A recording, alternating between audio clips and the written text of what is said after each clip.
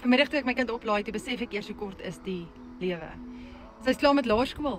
Maar ek dink nie mens besef eintlik hoe kort is die lewe totdat jy iemand aan die dood afgestaan het nie.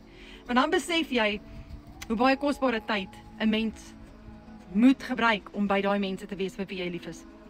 My ouers is baie ver. Ek sien hulle bitter min. En ek sou hulle nog minder gesien het as ek nou nog in corporate gewerk het. Want jy sien, 7 maande terug was ek daai vrou wat letterlik my hele siel en gees gegee het vir 'n kantoor, vir 'n werk. En ek het min tyd gehad saam met my kind, min tyd saam met die mense wat vir my belangrik is. En die hartseerste van alles is, ek was 'n keuse gegee om te kies tussen iemand wat vir my baie belangrik is en my werk. Ek was gesê, ek moet kies. En dis toe ek besef het, hoe onmenslik is corporate, hoe 'n mens jou alles gee, ten koste van jou gesin en van die mense vir wie jy lief is.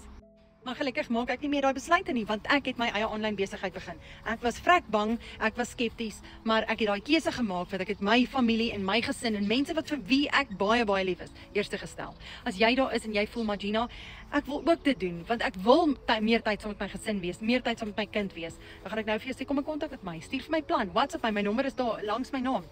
Dis nie te laat nie, en jy kan dit doen terwyl jy nog werk, maar om daai besluit te maak en te besef, maar hoorie so, ek is actually worth more dan as 'n kantoor job, dan gaan ek vir jou sê, jy's op die regte pad.